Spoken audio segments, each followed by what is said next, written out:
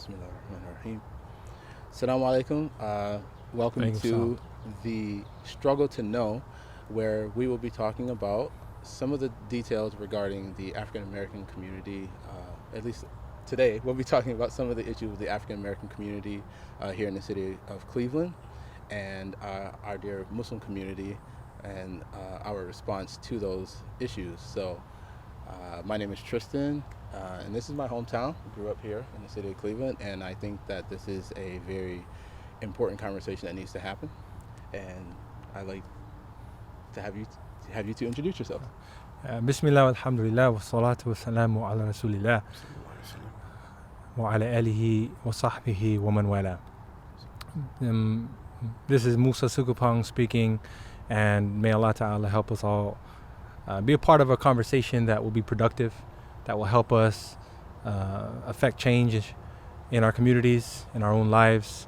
And these are conversations we're hoping to have that have been needing to be had.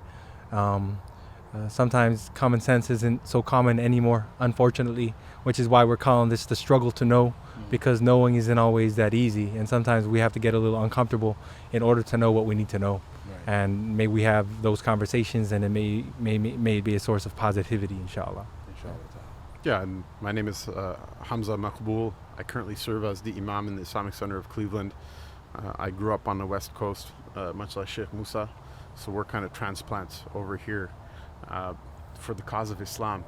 And so that's what we think about when we wake up in the morning and when we go to sleep at night, how we can serve the deen of Allah Ta'ala and the people of the Ummah of the Prophet Sallallahu Alaihi Wasallam. And I kind of echo some of the sentiments Shaykh Musa has.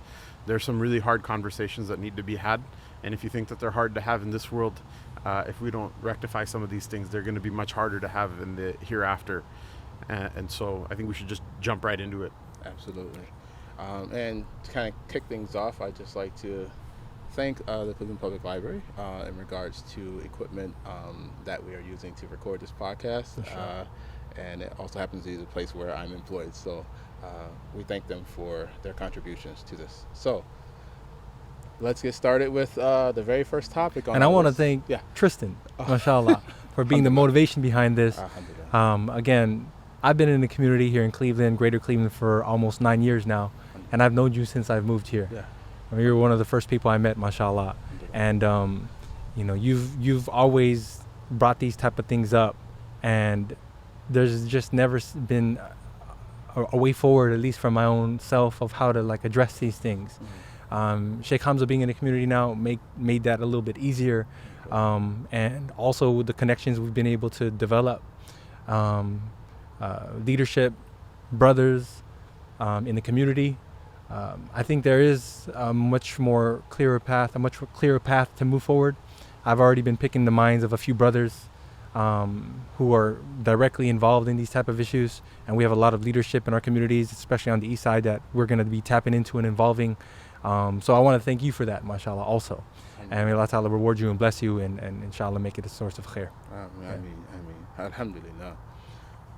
And so we have a list of things that we like to talk about, and jazakallah khair, thank you for that, and wayyakum for both of you and everyone that's listening.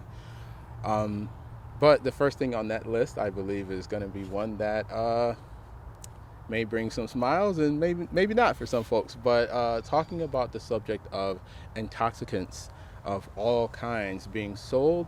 And I don't think it's going to bring a smile to anyone. Anyway, please continue. Intoxicants being sold in predominantly black neighborhoods, or maybe not even necessarily just black neighborhoods as well, sadly, but I mean all over the city of Cleveland, predominantly sold by Muslims. And so this is a topic that has come up in many circles, and so bismillah. Yeah, do we have some statistical data to say predominantly by Muslims, or is it just that there's a high prevalence of it? Well, I would say predominantly black neighborhoods, or maybe just in general. The reason why I say that is because the city of Cleveland itself is predominantly black. And in many neighborhoods, there are intoxicants being sold, and sadly a lot of them, not all of them, are Muslim owned. Yeah. Including gas stations, corner stores, and things like that. Right. Yeah, I mean, so just to to chime in first of all, because look, as Muslims, and I know there's this kind of new movement nowadays to have Islam be like a quasi-race. And so being quote-unquote Islamophobic is like a type of racism, but we're not a race. Right. Anyone who thinks we're a race can look at the video of this podcast Right. and see that we are like the human race, but we're not like, genetically or, phenotypically Right. homogenous. Right. To be precise. However, what defines us is a commitment to the Book of Allah and the Sunnah of the Prophet sallallahu alaihi wasallam, despite what people may want to co-opt with like foundation money and turn Islam into something else, a culture or race or whatever that it's not. First of all, drinking is haram. I think everybody agrees that drinking and intoxicants are haram. The Book of Allah Ta'ala, describes it as rijs, as filth, and as the work of shaitan, as the bidding of Satan. And the Nabi sallallahu alaihi wasallam is very clear about the sin of buying it, selling it, transporting it, witnessing the transactions, etc., that they're all equal. Now, there may be some fiqh discussions that are more subtle and nuanced than this, but this is a general understanding that we all have, is that it's not a good thing. It's a very bad thing. If a person doesn't think that it's a bad thing, that person is deluding themselves and fooling themselves. I think the issue of Muslims who should have come here with the message of one God and the message of justice and brotherhood and peace and fairness and like lifting one another up, the fact that they're coming with something that is harmful for people is bad enough. I think that the kind of like real calamity that makes what's already a bad situation even worse is the fact that you have another group of oppressed people in this country, the African American community, who has been, systemically denied equal access to all the facilities that are needed in order to live a proper life in this country. That we have Muslims that have gone and prayed in those neighborhoods on those people, on those neighborhoods, on those circumstances, in order to take money out of people who are already economically depressed and facilitate vices that are already going to harm them in a way that they're already being harmed even more, and that we're going to enrich ourselves over the pain and suffering of another person, which is completely antithetical to the message of the deen. I think we have to frame the issue first, because there are a lot of people who I myself am surprised, especially in the uproar of justified anger that has been being shown, since George Floyd's just like pornographic murder. That I've myself been surprised at the spirited defense that many actually respectable, otherwise respectable members of our Muslim community have given for these like liquor stores, convenience stores, gas stations that sell alcohol, et cetera, et cetera. And so I just wanted to frame the issue. Right.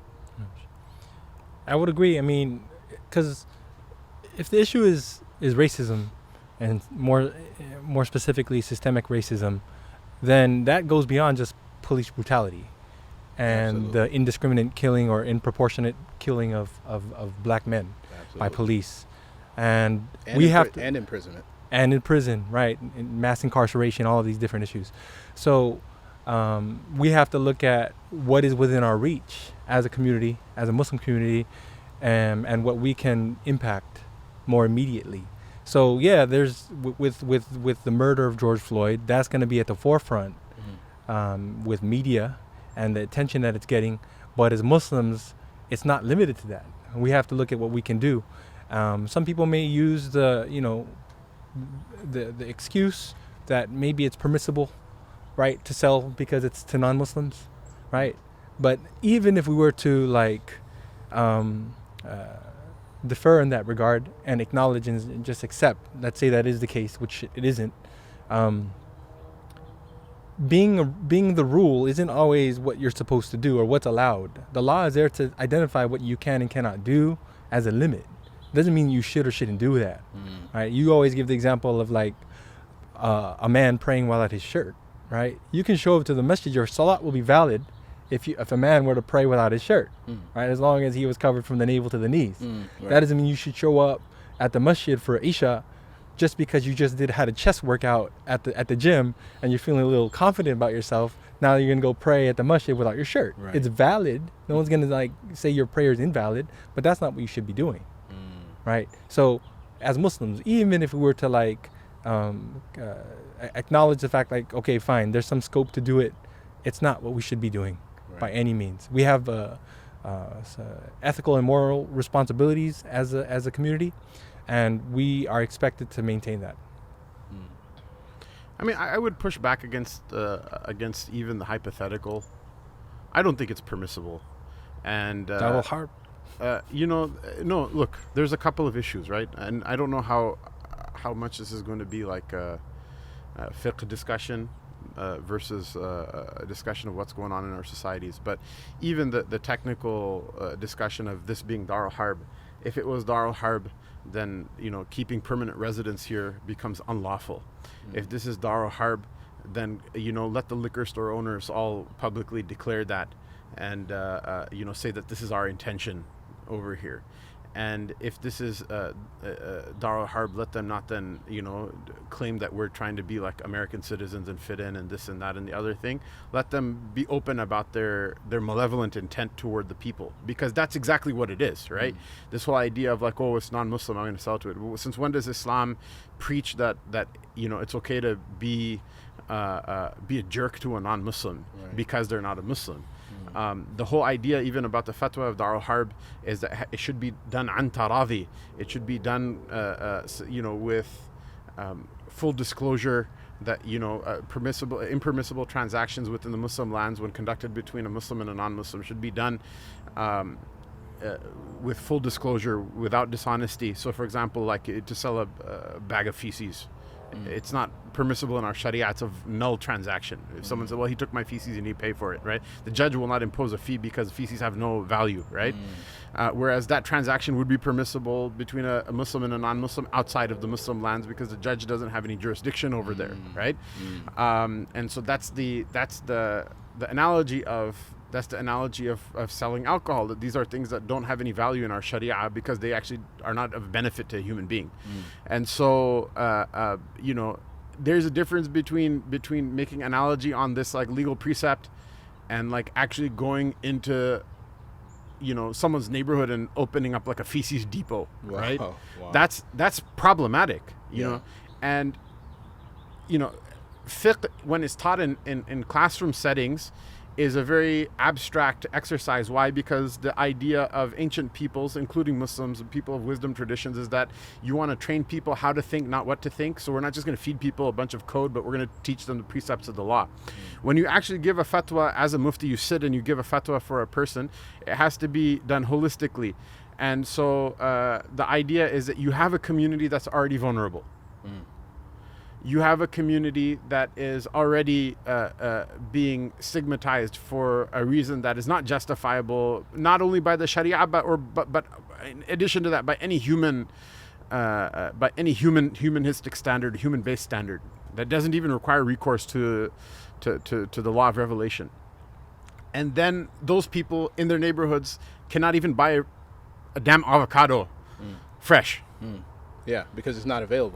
There's no grocery stores in the hood. You know what I mean? Like, sadly, we should say that. We should say that right now because a lot of Muslim community members live in like nicer suburbs where they take for granted the fact that you have like a Giant Eagle or Alpha Beta. I guess Alpha Beta out of business, but Lucky's or like Safeway or Albertsons or whatever. Right? That's 100% true. You have literally places where you don't have access to any of that. Right. But you can get like a cheap 40. Yeah. And our people are the faces that are purveying it to the public. I would push back even regardless of this like principle of Hanafi fiqh, which is as a precept, I think,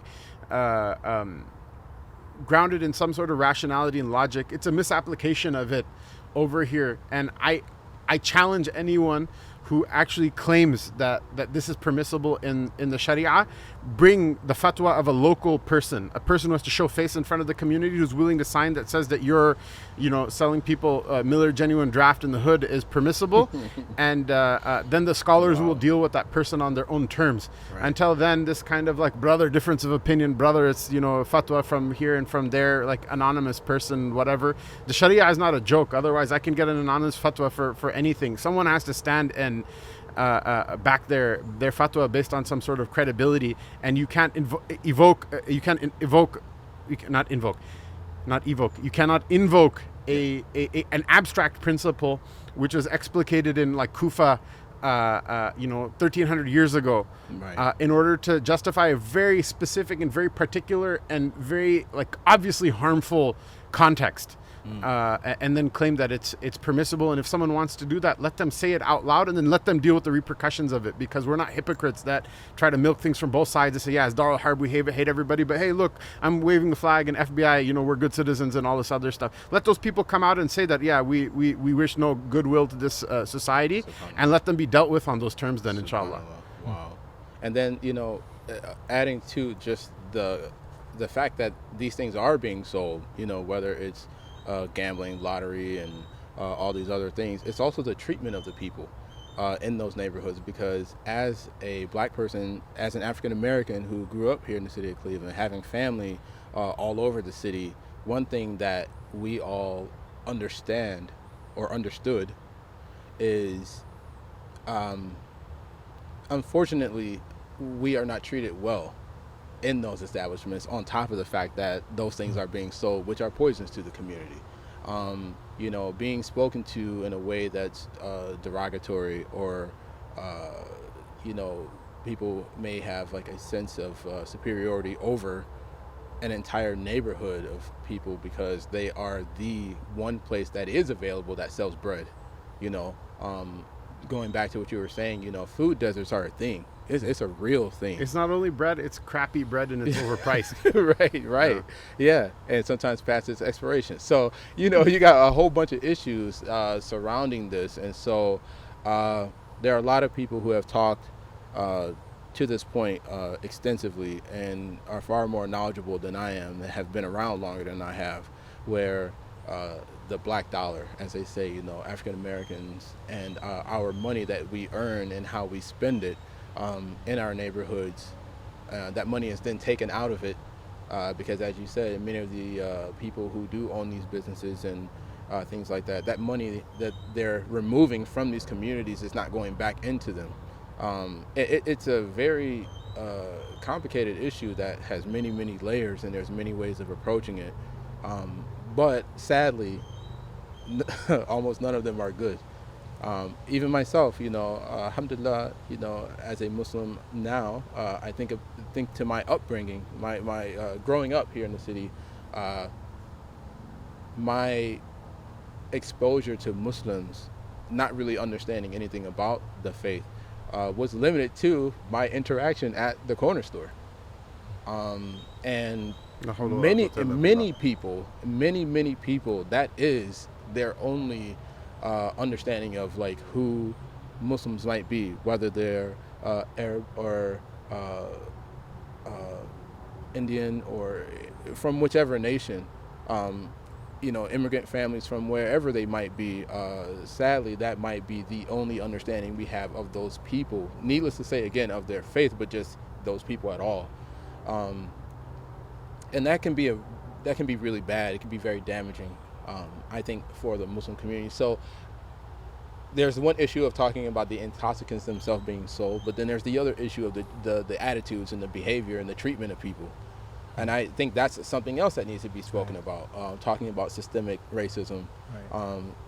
And I love the fact that you said that systemic racism isn't limited to just the justice system. Police, right. Yeah, and police brutality, but systemic literally means at every level. And sadly, it's not being helped by many Muslims in those circumstances. I would also say, having a good opinion of the brothers, that let's say they wouldn't want to have these stores in an ideal scenario, right? Let's just give the benefit of the doubt to the brothers that they don't want to have a store like that, right?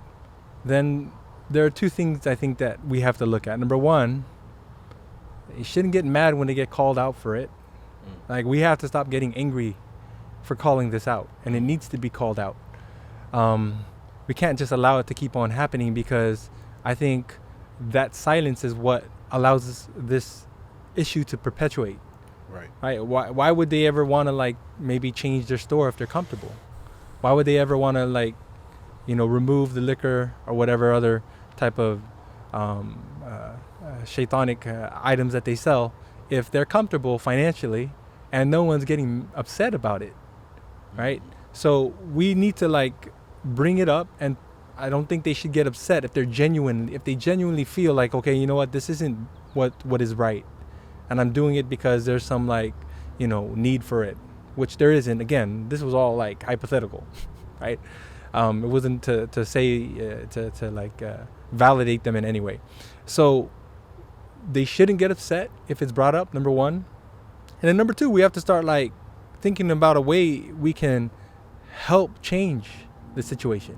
Because again, giving them the benefit of the doubt, I don't think anyone's going to argue that this is what should be done, even if it's allowed, hypothetically again, right?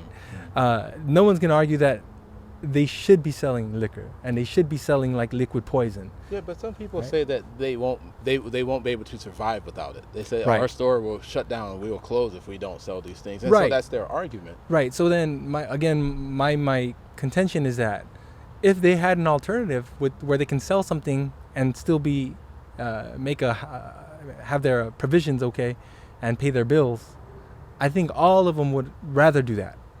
Right. See, if they can switch it out. I'm going to push back against all of this. Against all of this. Okay, look.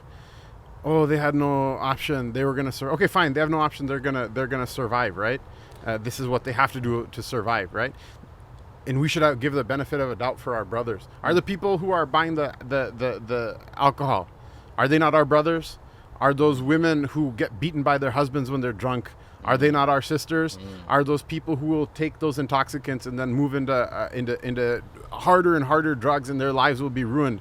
Are they not our brothers and sisters? Where's the benefit of the doubt for them? Where's their survival?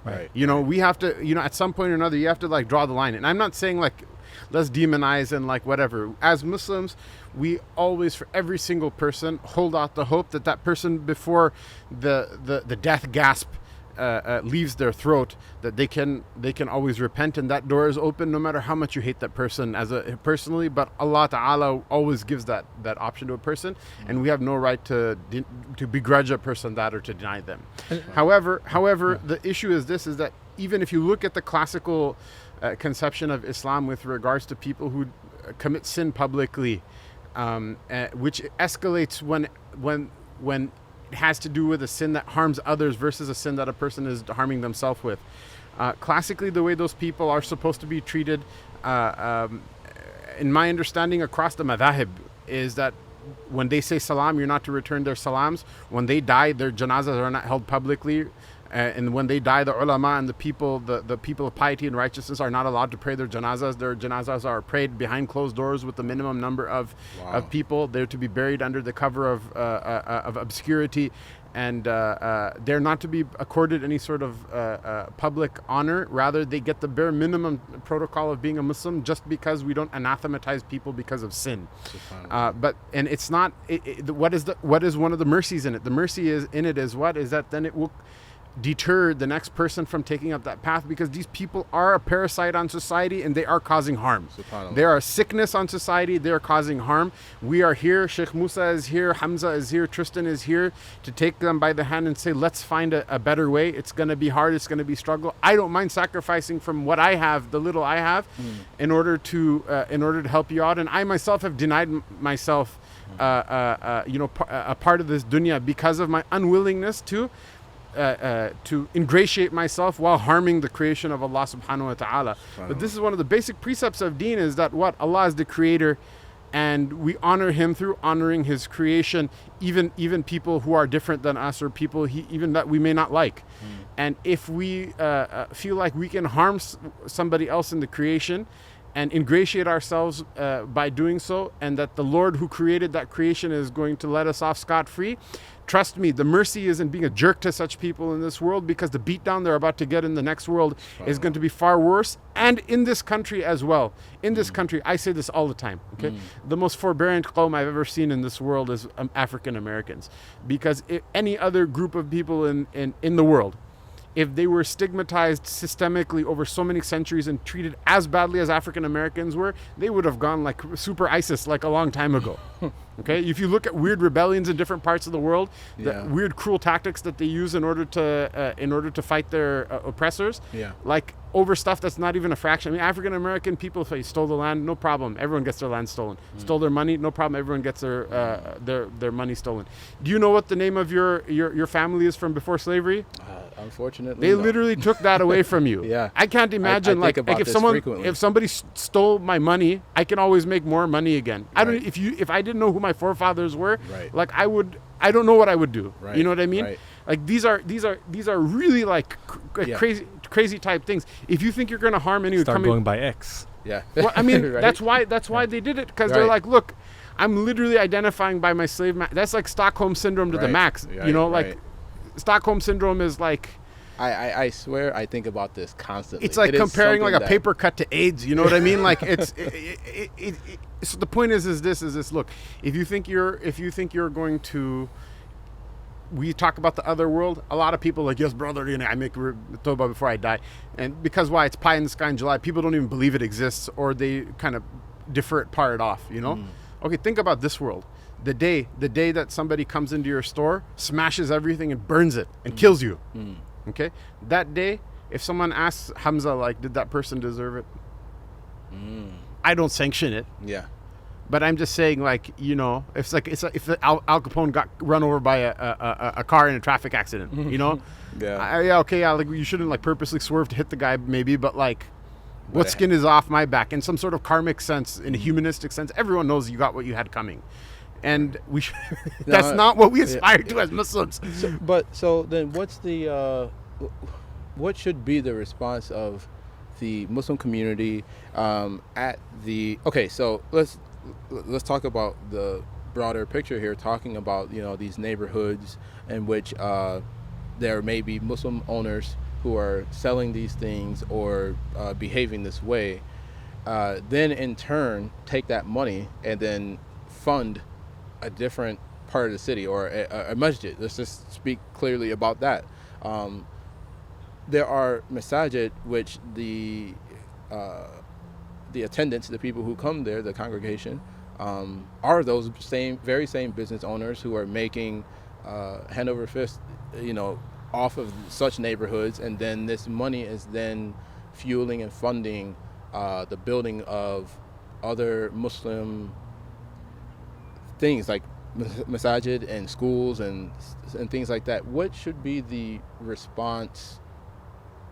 How do we approach that and a conversation? How do we talk about that?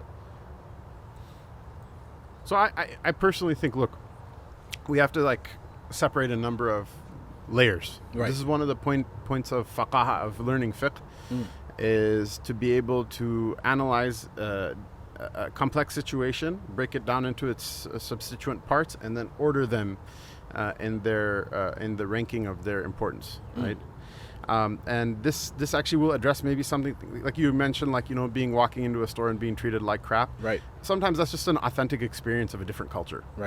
You buy $5-ism. Like me and Shaykh Musa are just as subject to that in many cases as another person may be. You know. Some people just don't have good akhlaq, whether you're black or white or whatever, you know. But that brings us to a point of like, look, the liquor store owners, right? There's a principle in the Quran, inna fir'auna ala fil ardi wa ja'ala ahlaha shi'an yastad'ifu ta'ifatan minhum, that Fir'aun, who is the archetype of zulm, he is the archetype of oppression and of tyranny, and he's mentioned in the Quran, and the story of Musa is, Banu Israel is the archetype of those who are downtrodden and those who are oppressed. And one of the reasons that story is mentioned again and again, right? Surah Yusuf, there's a surah about Sayyidina Yusuf alayhi salam. As far as I can tell, there are actually 2 whole surahs about Sayyidina Musa alayhi salam and his struggle with Fir'aun, Qasas and Taha. And then on top of that, like, he's basically mentioned wherever the prophets are mentioned so frequently. Why? Because this is something that's going to replay in human history again and again until the day of judgment. And you and me are not more downtrodden than Banu Israel were. And whoever's up on top of us is not more of a tyrant jerk than Fir'aun was, right? So what is the archetype? That he divides people up into different groups and he plays them off against each other, and one group will dominate the other group and they just expend their energies fighting each other, right? The sad part, because I think many people will ask, why the hell should I listen to a Suburban Desi vent about his anger about how Muslims are dealing with stuff in the hood? What if imagine this pharaonic system has divided people into like 47 different castes in society. What we're talking about is caste number 45 oppressing caste number 47 right now. So yes, it sucks as being people in the hood who see Desis and Arabs and whatever selling alcohol to them. But this is a dishonored profession even in our suburban immigrant Muslim culture. A. I see. And B, the reason that our people, I'm Chaudhry, like we're like feudal nobility. Why is it that I'm not even in the homeland of my grandfather? I don't have access to my grandfather's, to his fief. Why? Because all of it was taken away from him. My great-grandfather was dispossessed of his lands by the British for refusing to acknowledge their sovereignty, and now we're, out on our ass on the street broke. Wow. Right? So, yes. But I acknowledge, at least I know what their names were. I acknowledge that what happened to African Americans is an order of magnitude worse than what happened to us. But we're not exactly sitting in a great position either. So what we can do is we can either bicker with each other and fight each other, which is the way the system is supposed to work. Right? Because once we're done cussing each other out, then Pharaoh has 2 very tired people who are easy to rule. Right? What breaks my heart is that, look, a person who has vision and clarity knows that the system that's not being fair with us. We can either work together in order to demand our seat at the table, because a person, this is just, forget about like pharaonic system and this is just like human interactions, right? A person who doesn't respect themselves, no one else can be expected to respect them. A person who doesn't take care of their own needs, no one else can be expected to take care of them, and you guys are great guys, but like none of us are pretty enough that someone is gonna like come and set things up for us. You understand what I'm saying? Yeah. And societally that's not how it works at any rate. Right. I mean, maybe Shaykh Musa, but not me. Right? So the idea is that like we, like my frustration is like we gotta get out of this. Like caste number 45 cannot see their salvation in entrenching themselves in being the capo that right? You know what capos are, right? Wait, you say capo? Capo. No. Capo is in the Holocaust, right? I read about this Viktor Frankl, Man's Search for Meaning. He's a psychiatrist, so he talks about psychology a lot. So in the Holocaust, even in the Holocaust, there were not enough Nazis to dominate the death camps. Right. So what they would do is they would give some sort of very small incentive, like you'll get a little bit more food or something ridiculous like that. And this dunya, everything in it, even $1 billion is just like getting a second bowl of soup. It's not. Right. That's all it is. Right. All of it will die one day. Right. What is it? We'll give you a little bit. We'll give you a second bowl of watery soup every day, where everyone else is starving to death. You'll starve slightly slower than everybody else. Just do our bidding for us.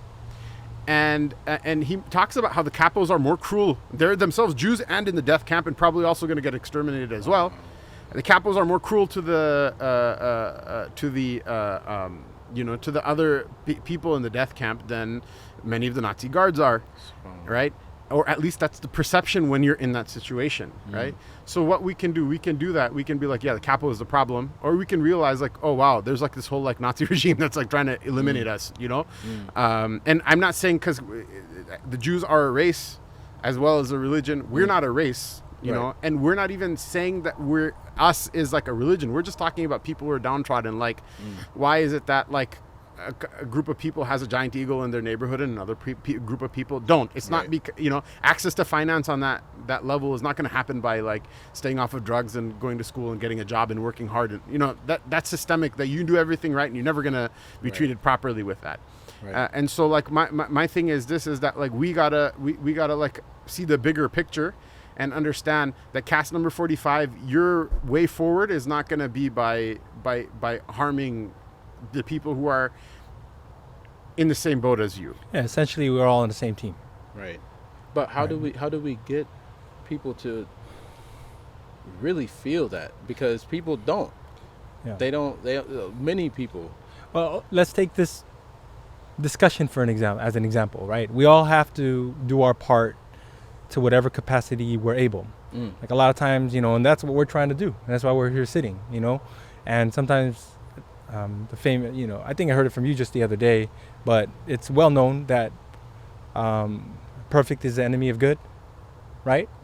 So it's not going to be a perfect setup or a perfect discussion, but we want to make sure that we got this off the ground and we started this conversation. Right. Now, sometimes people always make this objection that why aren't our community leaders speaking out on this? Right. Well, here we are trying to do something. Right. But I already feel the blowback to this.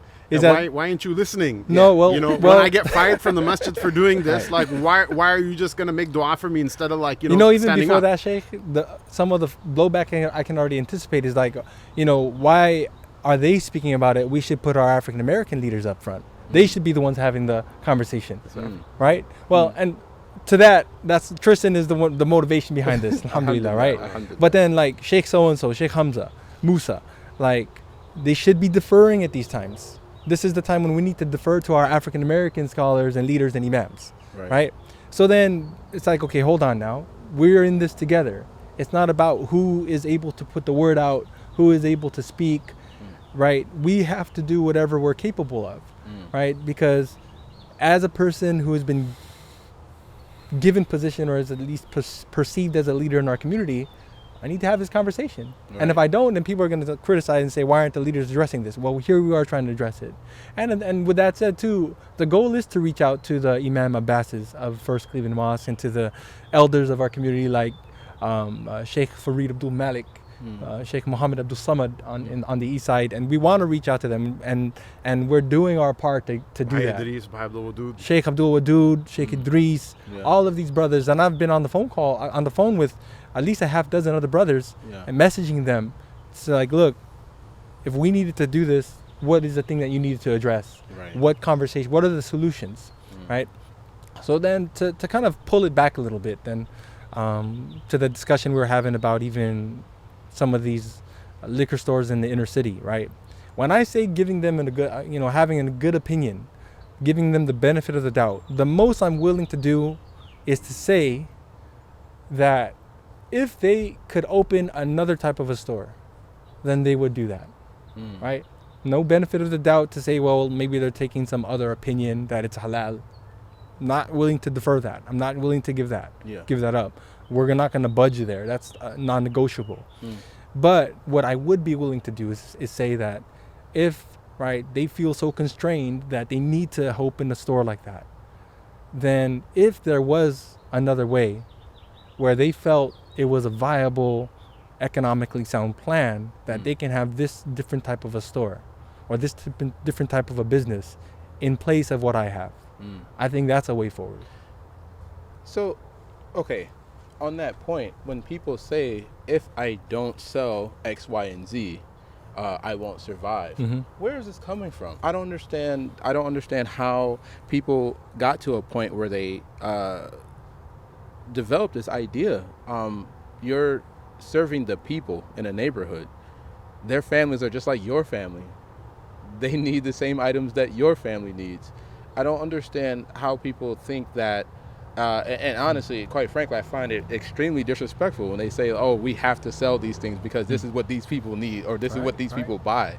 You know, it's just like, no, we need milk for our children. We need food, quality food, you know, like the Whole Foods and the Heinens in the suburbs. We need those same things in the black neighborhoods, east or west side. Not just even the black neighborhoods, but the other Hispanic neighborhoods of Cleveland, the Asian neighborhoods of Cleveland. Like they need those same quality things. And so I don't understand where people develop this idea. Where did this experience come from? Because we have an example. There is one very large and known gas station and probably the busiest intersection in the city of Cleveland, and alhamdulillah, they don't sell alcohol there. Now, do they sell other things? Allahu Alam. They may sell lottery, I don't know, but I do know for a fact they don't sell alcohol. And it is, I think, and anyone listening to this that's from the city of Cleveland probably knows this to be true, exactly what I'm about to say. It's probably the most successful and busiest gas station in the city. Now, is it because of its position, or is it because there's some blessing on it because they did remove that? Allahu Alam. I don't know. When you ask that question, where did they even get this mindset, right? Yeah. Again, that's where I think it's a cop-out, and that's why I think people need to be called out for it. Yeah. Right? It's an excuse. People need to be able to sleep at night. Right. And I think it helps them sleep at night when they justify their sin. And, this goes into a deeper psychological mindset when it comes to just sin in general. Yeah. People want to justify their sin so that they can feel better about themselves. And that's when people stunt their growth spiritually and just as a human being. In this case, even as a citizen, right? Not just spiritually. But they justify it by this is the only type of business I can have. Otherwise, I won't be able to make it financially. Right. It's a cop out. But to justify having that store. Wow. Otherwise, they could do it. It could be done, and you give examples of how it's done. So then, what's the cop out for the behavior then? And I say that because, as Brother Hamzah just mentioned, I can talk about walking into a store and being treated a certain way unfortunately, by maybe Muslim owners because they look at the color of my skin or they look at the texture of my hair and they decide that they're going to treat me a certain way. But then in that very same day, I can walk into a masjid and also be treated a certain type of way because of the color of my skin and the texture of my hair. When we talk about the behavior also, because the action of selling these things is one thing, and kind of segueing to the subject of the treatment of African Americans in the city of Cleveland, whether they are Muslim or not, whether we're in a Muslim setting or not, by Muslims, is also a very important discussion, if not equally as important in some ways, because there are people like myself, men and women of our community that go to masajid, and in this case, unfortunately I would use, the largest masjid in the city of Cleveland on the west side, sisters who go there and they receive horrible treatment from other women in that community, being told to do certain things, to behave a certain type of way, being treated as if they were less than. So this treatment exists in both the stores and in the masajid. How do we tackle that? But I'm going to push back with that, right? Yeah. Look, human interactions are very complex. Right. And we cannot reduce them to simple principles. And I'll push back and say, look, the fact that people are doing that in the masjid may indicate that they're racist in the store and in the masjid. But I also get that treatment from people. I'm not even going to claim that it's at the same magnitude as what African American brothers and sisters receive, but I get weird crap treatment from people. Right. For example, they see in a predominantly Arab masjid. Okay, but as the imam, who actually literally can hold a conversation with somebody in classical Arabic and whatever, I still get this treatment from people. And part of it is people's own cultures that they have, not all of which are justifiable, of course, but if they treat everybody like that, there are some people who treat each other like that. I've been to houses in countries in the world, why name names, we're not here to call people out or whatever, where husband and wife literally what they call, what we would refer to as domestic violence, they call a normal conversation, people do have like these different backgrounds that they're coming from. My personal way of coping with these things, again, I'm not saying, oh, look, black people just suck it up, right? I'm not a black person. I don't, you know what I mean? But like my way of coping with things being like whatever the wrong number 30, or wrong number 46, right? The Arabs are like 40, 45, Desis are 46 and like black, you know what I mean? Like being in there somewhere in the mix.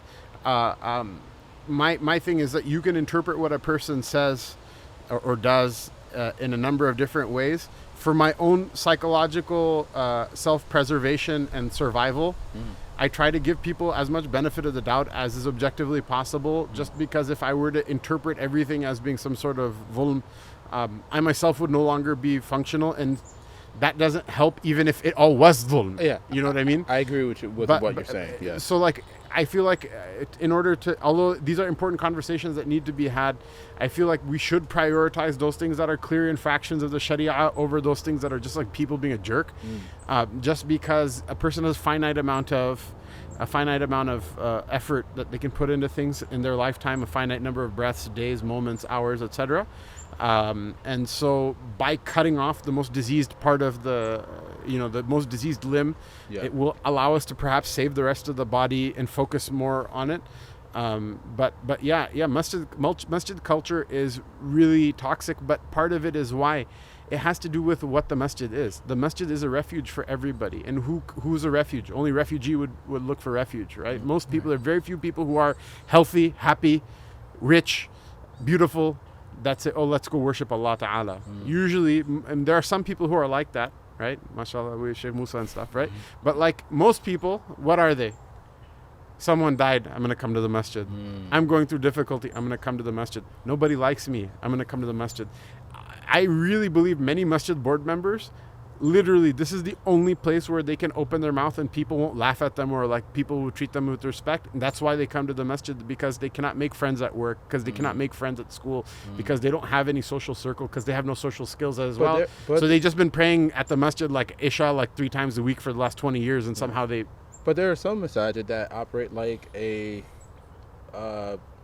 club, for the elite, correct?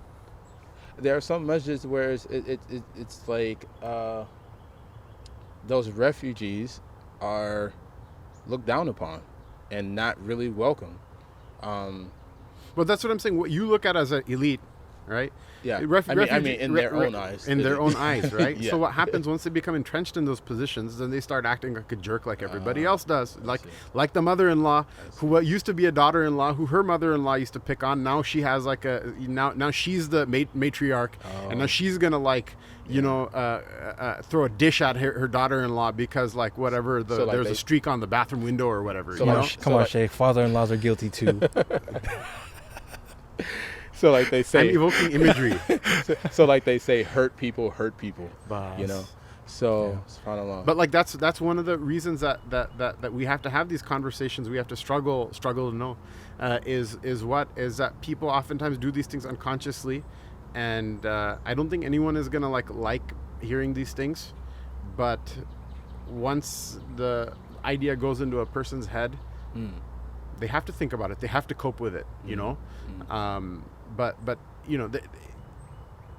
the point is there is a lot going on, and there is something that needs to happen in order to change these things. A lot of these things have to do with like our funding models. Right? Most masajid in America work on the sugar daddy model, which is that someone comes, they write a check, and a check at some point, in some masajid the person actually bankrolls the entire masjid. Deen-wise, it's not okay, but for that person to have complete say, the say should be to the ulama. They're the heirs of the prophets, alayhimus salatu wassalam. This is very clear. Yeah. But at least from a secular, worldly point of view, okay, fine, he's paying for it. Let him, he put the quarter in the jukebox. Let him choose a song, right? What ends up happening is you have someone who leverages. They'll give like 10% or 5% or 15% or 20% of the funding, and they'll leverage their donation in order to completely hijack the agenda of the entire masjid thereafter. We can blame those people and be angry with those people or hurt by those people. Right. We can, and we should. But part of it is our fault as well. Why is it that the average Muslim, when they look at which masjid they want to attend, they're not going to look where am I going to hear the haqq, where am I going to learn about the deen, where is my brothers and sisters, where is this, where is that, where is the other thing? They're going to say, oh look, the chandelier is really neat in that masjid. And even though that chandelier was paid for with the money that would have taught your children alif ba ta tha, and like equip them with the skills to like survive their life without falling out of deen.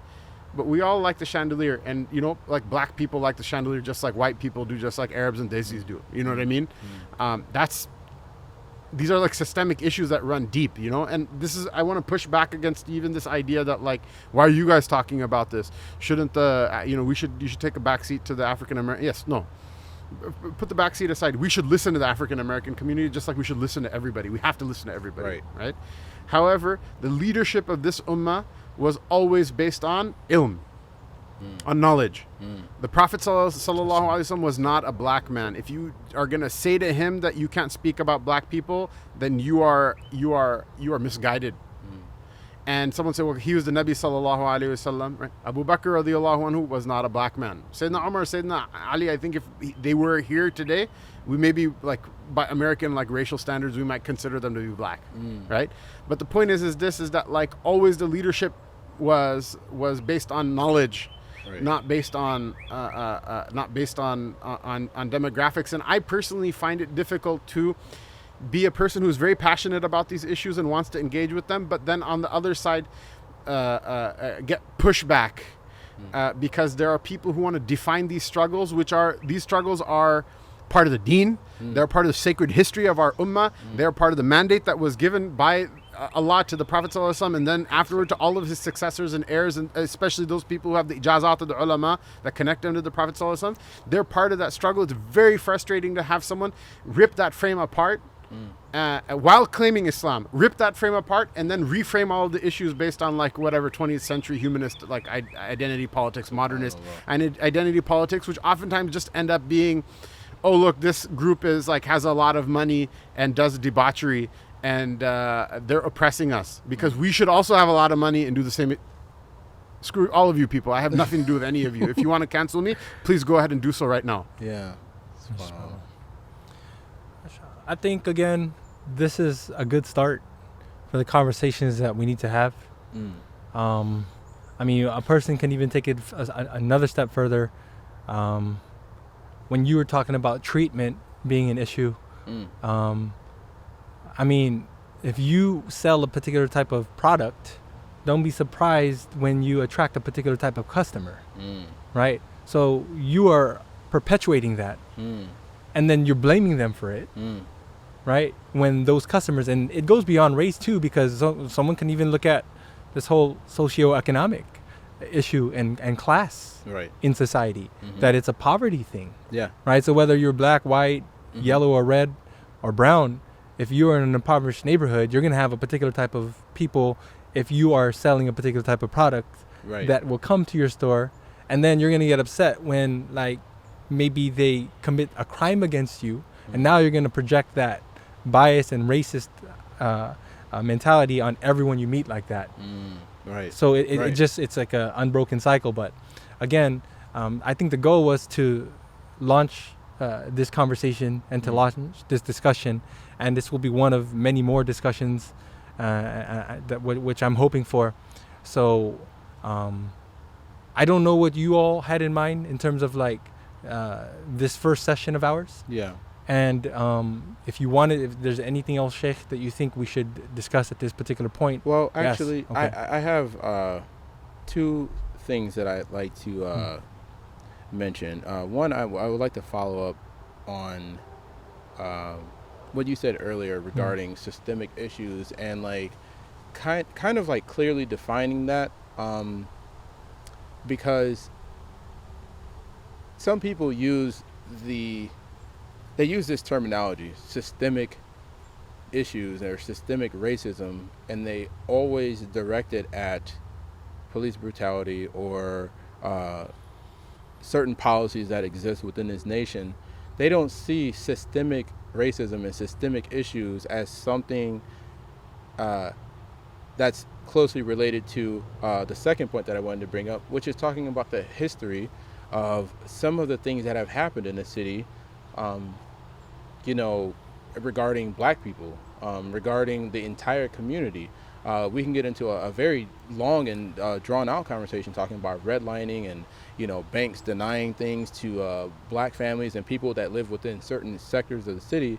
But again, tying this to the second point, what about the history of Islam in Cleveland?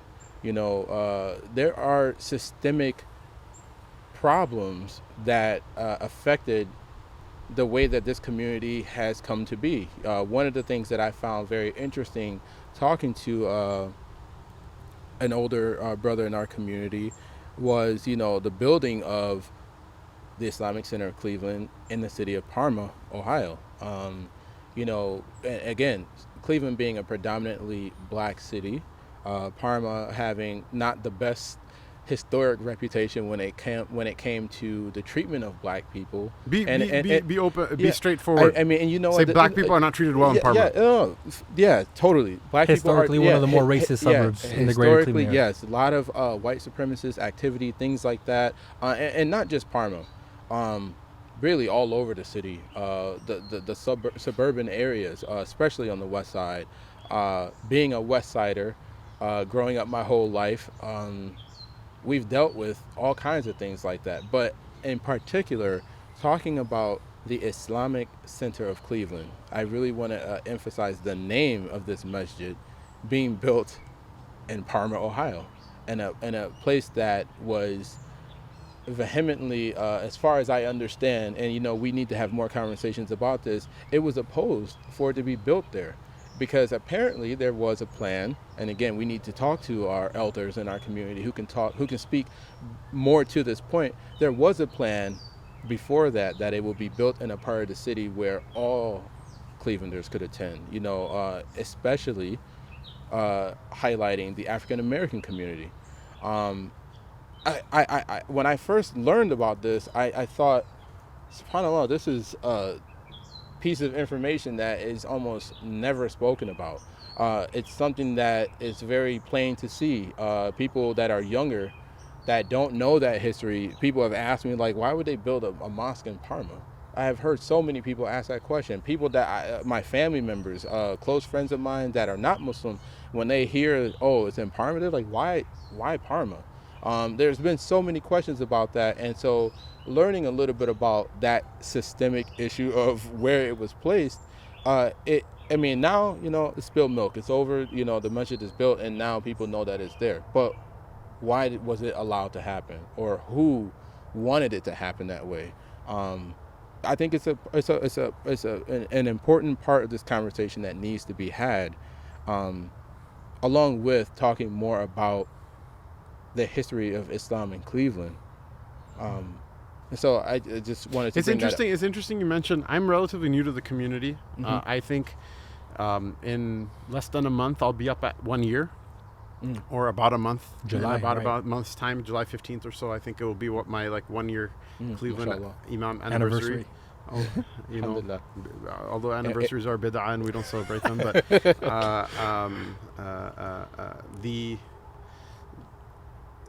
the fun part about this conversation is the complete chasm and divide between people. Right. Because I've talked to two types of people who have told me this story. One group of people who echoed a narrative that's very similar to the one that you mentioned, and then one group of people who talk about the heroic journey out to Parma and how it was the best thing that happened in the Muslim community since right. you know, halal shawarmas or whatever. Complete stark disconnect. And the thing is, someone's gonna listen to this and be like, oh, look, you're a hypocrite, you're imam in the masjid, now you're gonna badmouth it.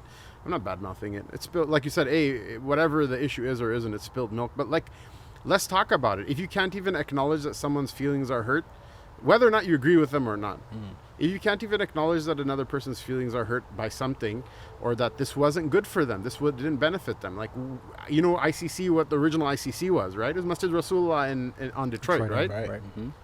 And it's in the middle of the hood. Yeah.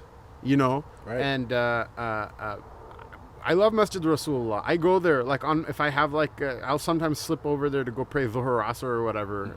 the name endears it to me. There's a type of barakah in that place because it was the first place that they met.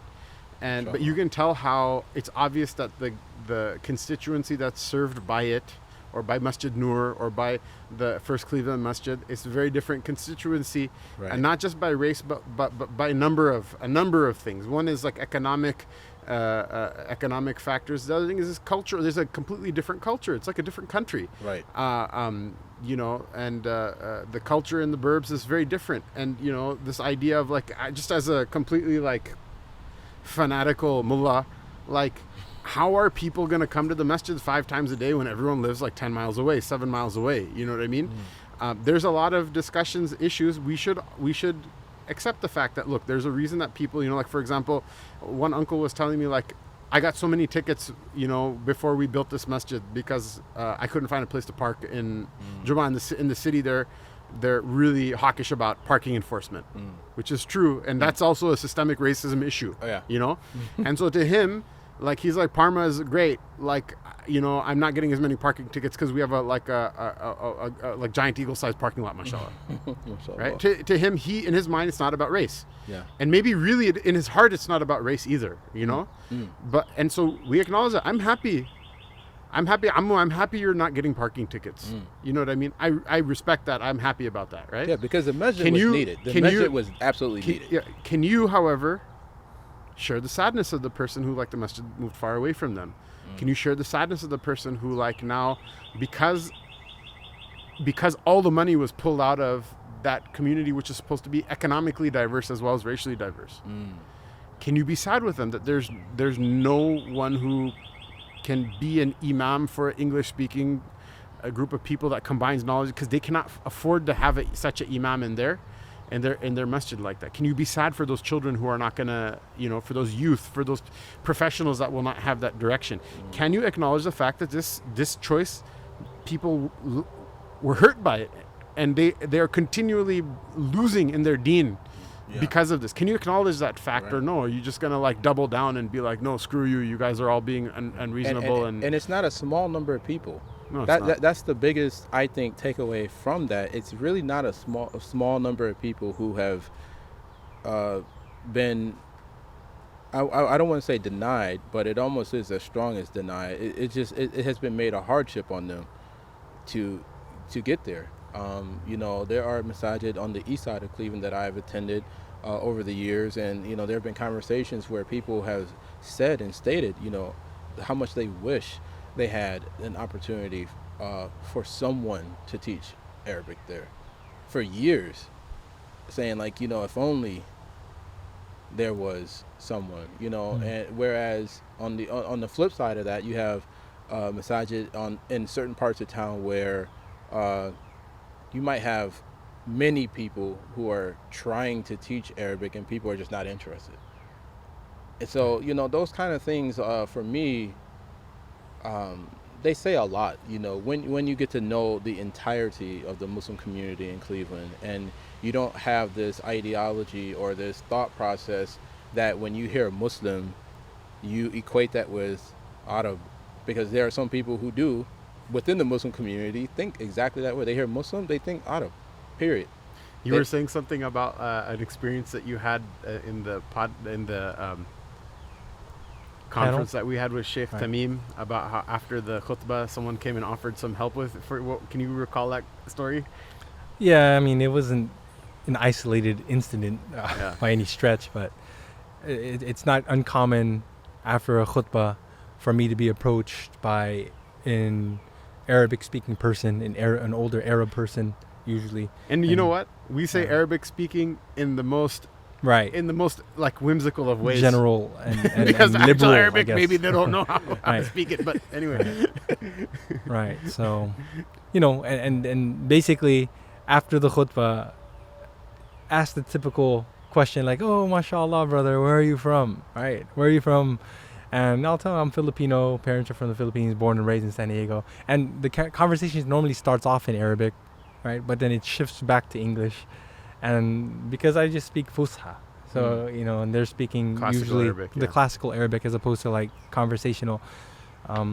So then it's usually followed up by, oh, okay, mashallah, that's great. Well, if you ever need any help learning to understand hadith or Quran, just let me know, right? Because, they socially construct us. They look at even someone like me, right?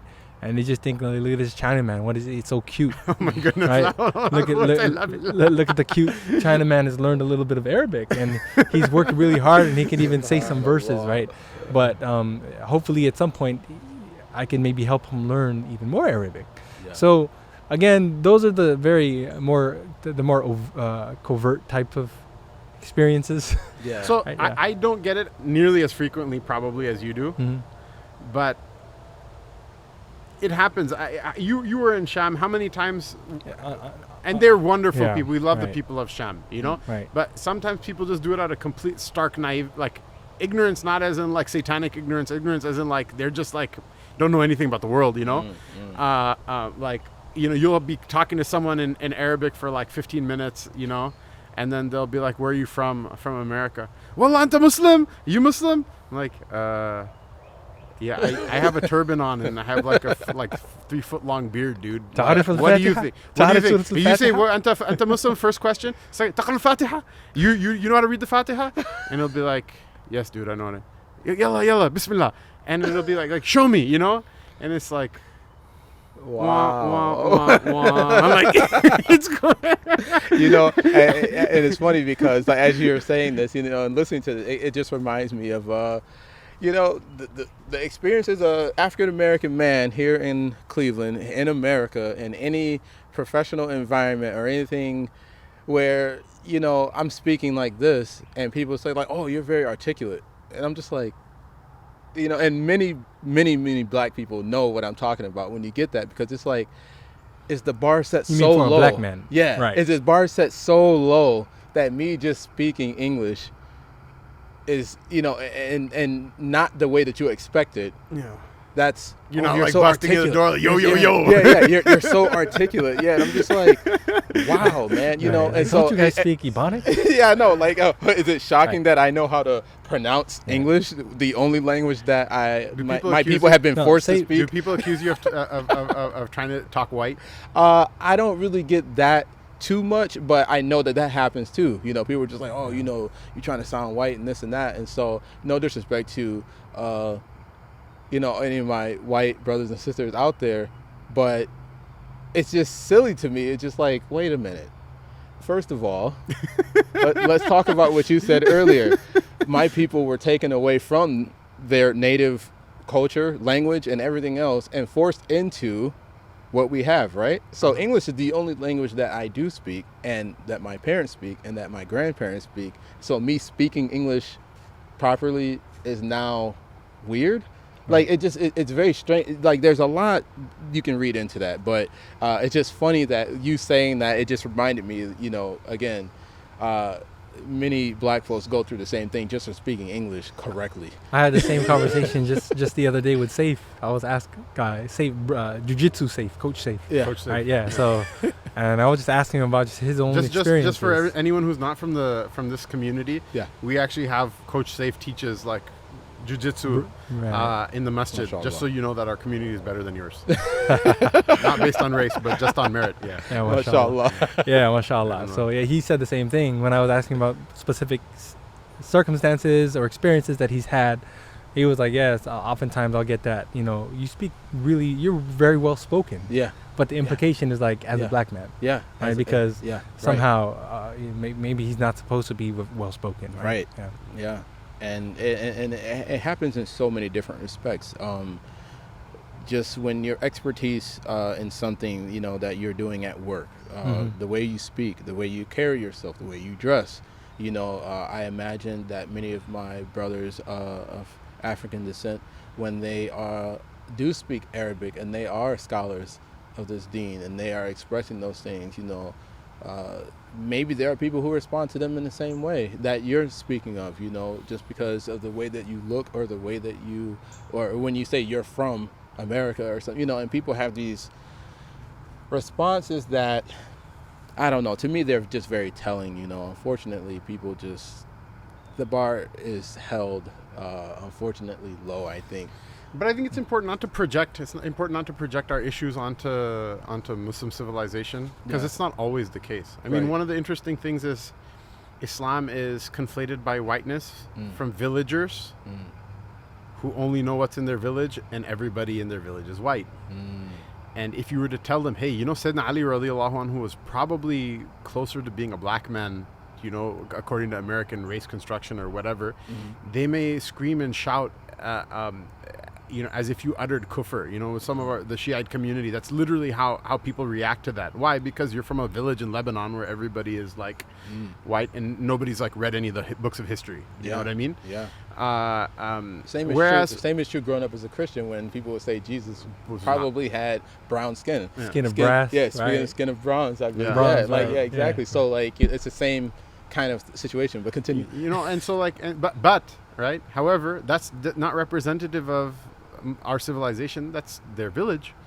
If you go to Hijaz, go to Makkah Mukarramah, go to Medina Munawwara, right? It's interesting. Like, I think it's like Mexicans will refer to themselves, or Brazilians, they'll refer to themselves as like La Raza Cosmica, like we're the race of like the cosmos. Meaning why? Because they're accustomed to having a society in where people are all considered to be part of the land.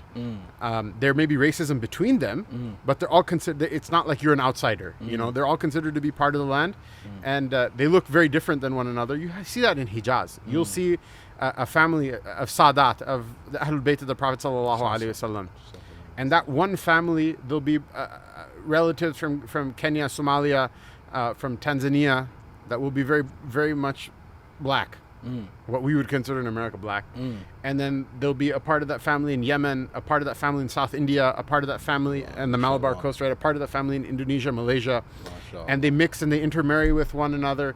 And if you go see the Hijazi people, the people of Makkah Mukarramah and the people of Medina Munawwara, who are the descendants of basically Hajjaj, of students of knowledge and people who came for Hajj, right?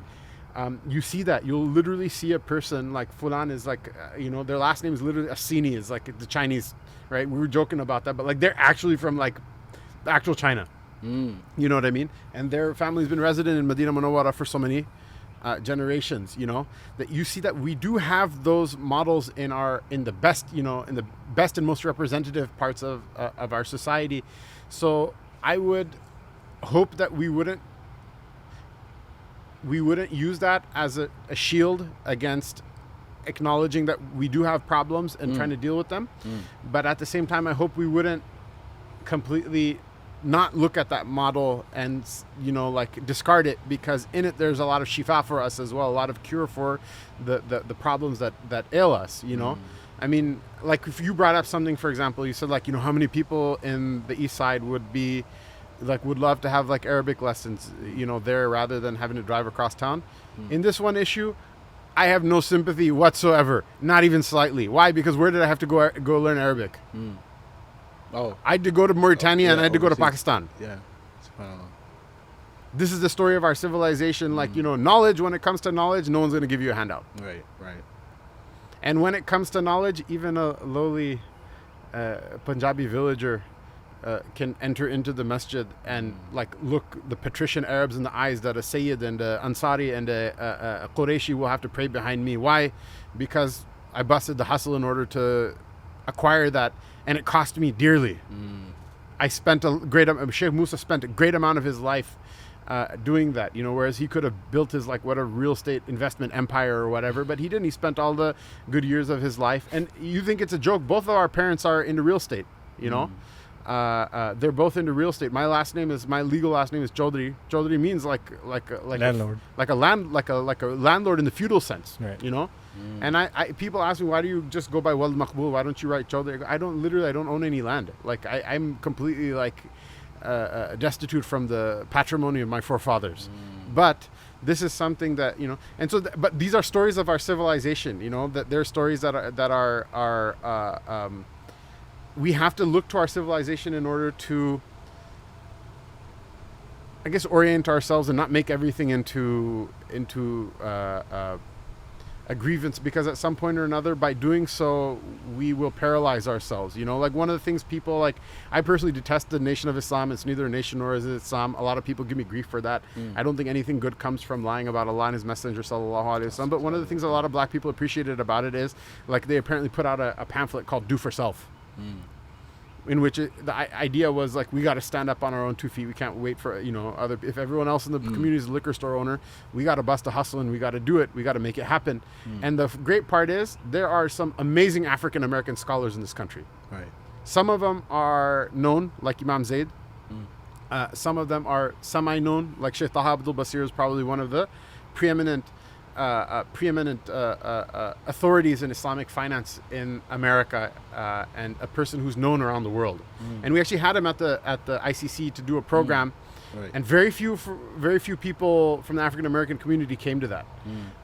Maybe they didn't know, so I'm not blaming them, but I'm just saying that we did have him over because he's a person I look up to, and I ask as an authority that I trust his opinion more than I trust my own opinion about certain finance-related fiqh legal matters, But then we also have people like Maulana Zubair, Maulana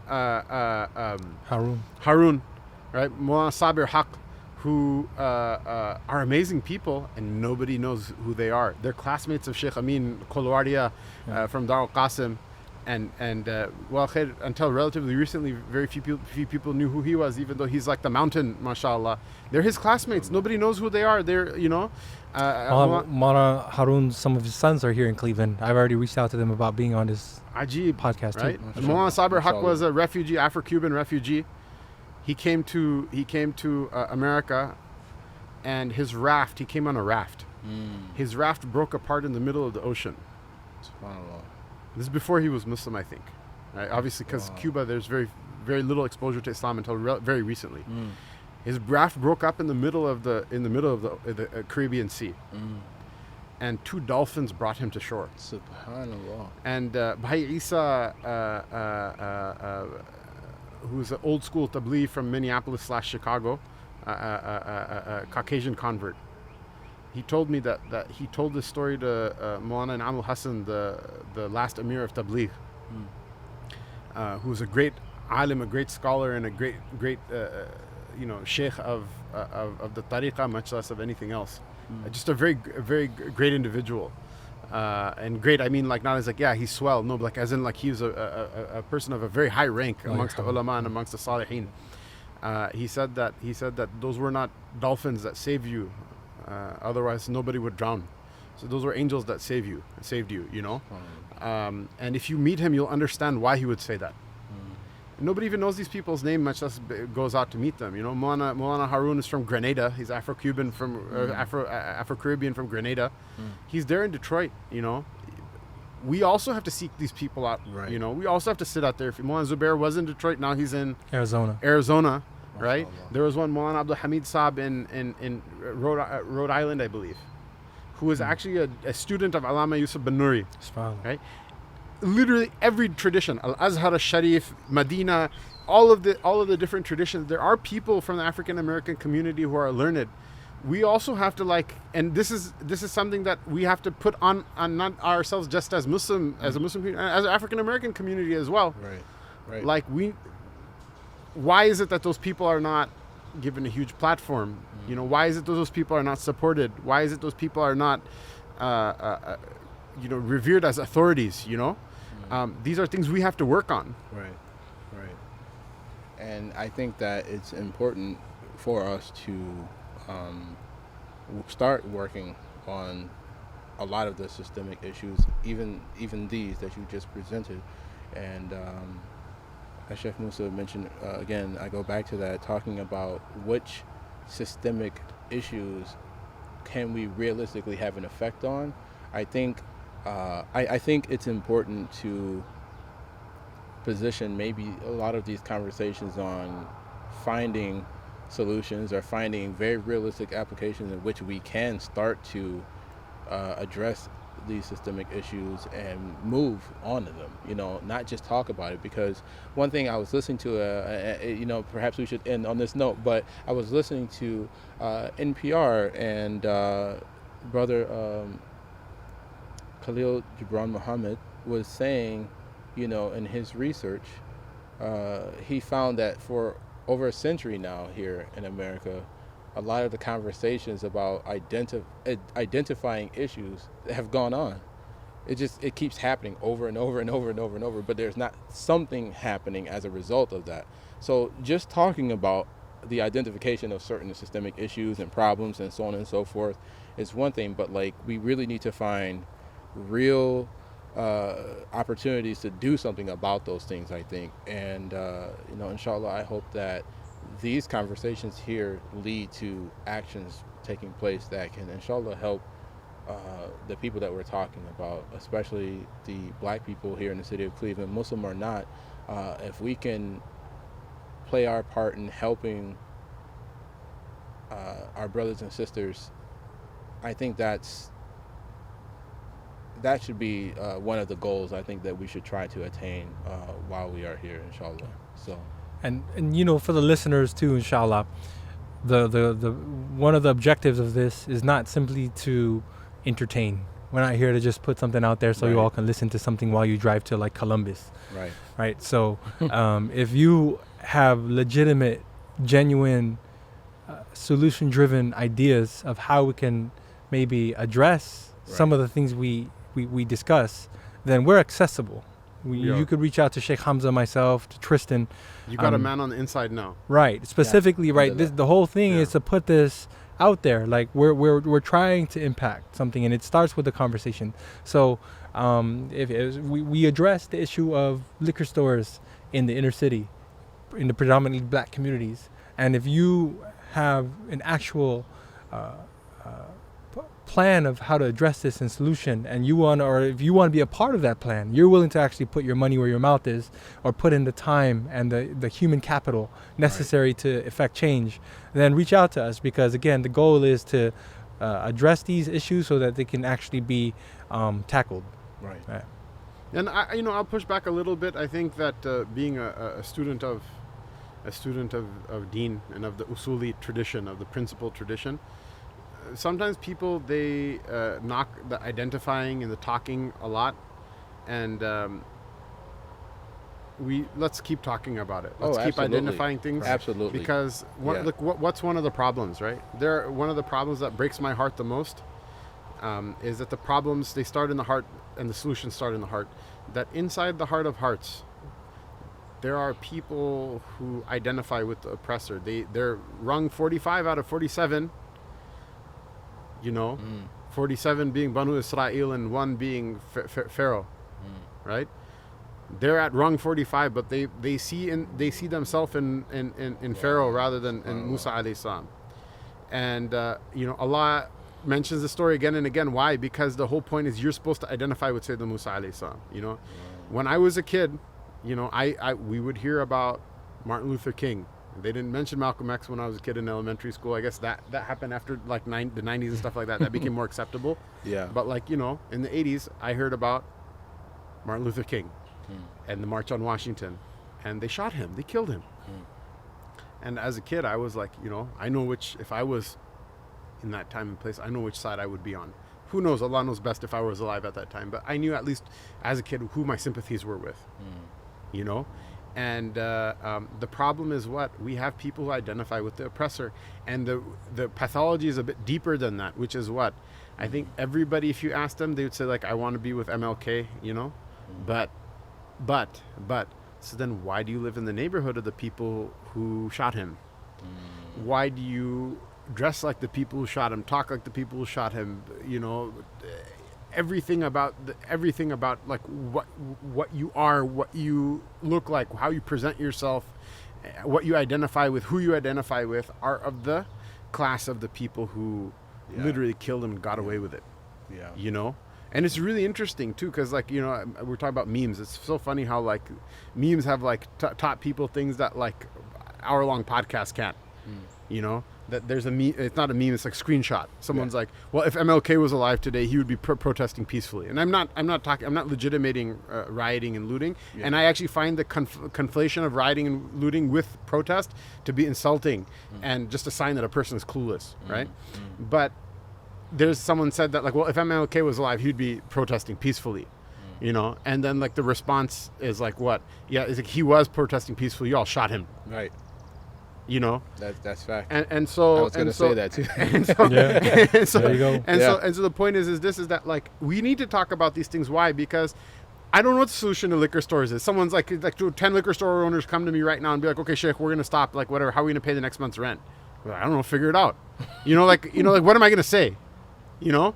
And so the point is that Wow. the way the solution is going to move like a cure, like the cure moves through the body, you know, Right. Of a sickness, is when the hearts are cured. There's a natural dynamic and creative power in the heart of every believer, which when it's unleashed, it will change society. The musicians will make the music pure, and the architects will make their architecture pure, and the laborers will make their labor pure, if it's unlocked from inside the heart. And we have to talk about it, because me and Sheikh Musa can't do it alone. If I could pull my lightsaber out and be like, let's just go and do the emperor, you know, real hard right now, There you go. know, Right there.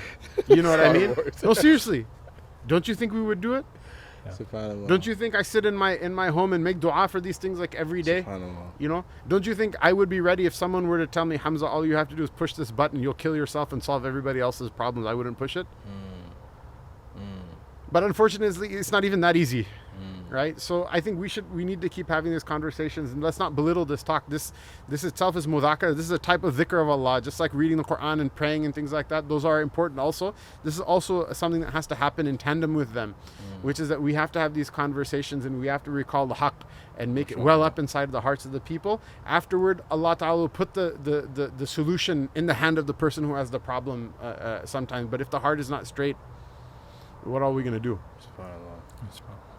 Jazakallah khair for that. Barakallahu feekum. Barakallahu feekum. Allah Ta'ala make this the first of many other discussions and conversations and speech. Right? Yeah. You, Shaykh Hamzah, you said, right, it starts with talk. Talk isn't cheap if you're willing to do something about it. Right. And at least try to do something about it. And we can't forget that the greatest miracle of the Prophet was actually kalamullah. Sallallahu alayhi wa sallam. Our whole deen is based on the speech of Allah. Subhanallah. So speech and discussion is necessary. Allah make it easy for us, inshallah. Ameen. Yeah. Ameen. So Jazakumullah khair. with that, perhaps we should come to a close until the next time. Yeah, inshallah. And should we close with a dua, inshallah? Fadal, Shaykh. Inshallah, there's a narration in the Riyadh al-Salihin that this is the dua that the Messenger of Allah sallallahu alaihi wasallam, that when a gathering would break up, he would make this dua. Inshallah, whoever's listening to the recording also can say Ameen, inshallah. Hopefully you'll be connected with us through time and space as well, inshallah. Allahumma salli ala Sayyidina Muhammad wa ala alihi wa sahbihi ajma'in.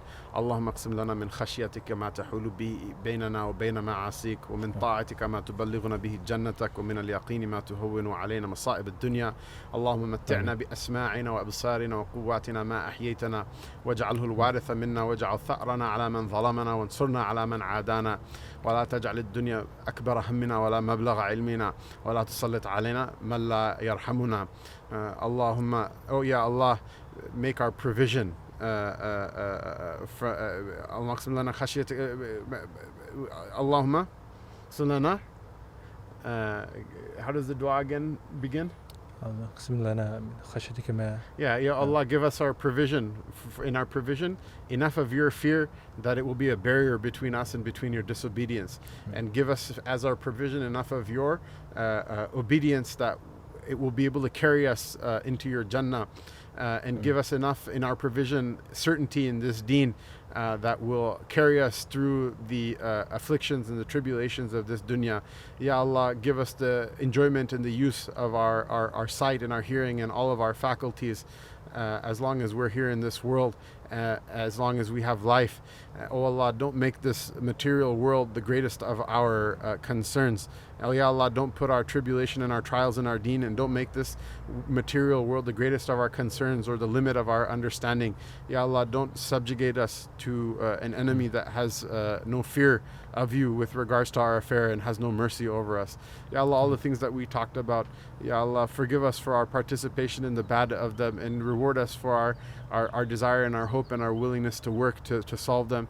Ya Allah, give us the tawfiq of being able to work towards solving them, and whoever hears these words and has inspired, Ya Allah, give them as well help in order to be able to solve these things and make the world a better place, and give us enough of this noble struggle and effort that when we meet you, that you're proud of us, and that the people of the Ummah are proud of us on that day, and that protect us from ever being those people who slacked off from the work of the deen, to the point where the prophets and the righteous and the scholars and the people of the Ummah on the Day of Judgment curse us for having blown a good opportunity to do something better. Ya Allah, this whole world is so broken, and you're the only one who can fix it.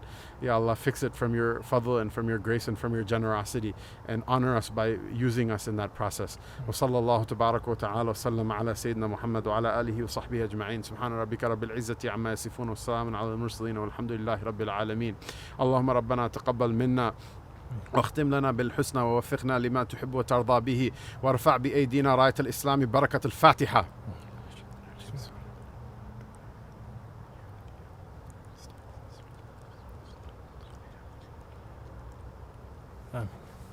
السلام عليكم ورحمة الله وبركاته. وعليكم السلام ورحمة الله وبركاته.